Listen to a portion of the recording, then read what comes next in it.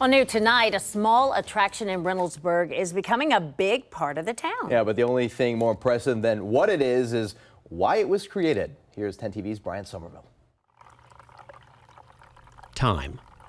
A funny thing, time.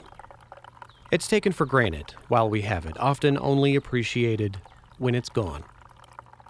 This, all of this, small in nature, but big on making time. It represents happiness to me. Count.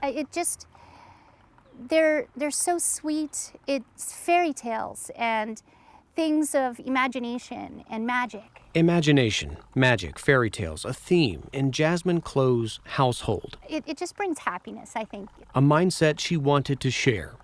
A moment for others to appreciate. If you're just doing everything, rushing through life and, I got to get this done, I got to get that done, you run out of time.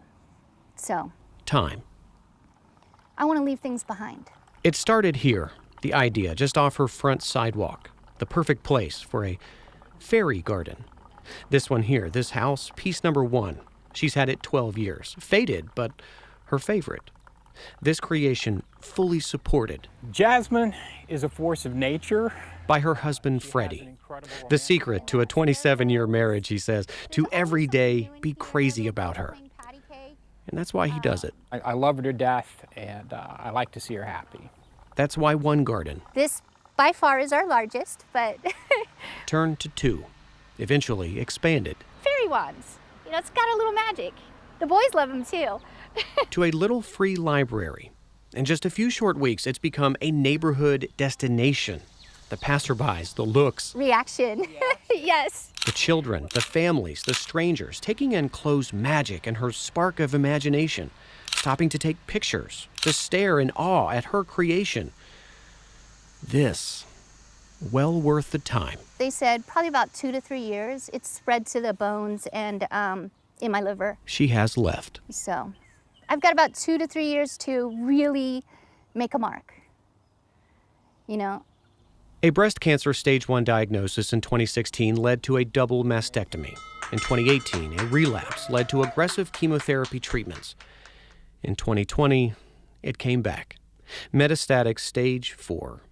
Chemo treatment now, 3 weeks on, 1 week off, trying to keep it from progressing. And even on those days, maybe days after treatment, where she doesn't quite feel up to having company, Jasmine can still see that neighborhood interaction from inside her home. When I'm in the house and then the ring tells me somebody's outside, I can look at it and see what's going on and see if they're going to walk around the garden, and it just makes me happy. And when time comes to an end. I think that's the best way I can share my eternal love for Jazz, is to ensure this legacy continues.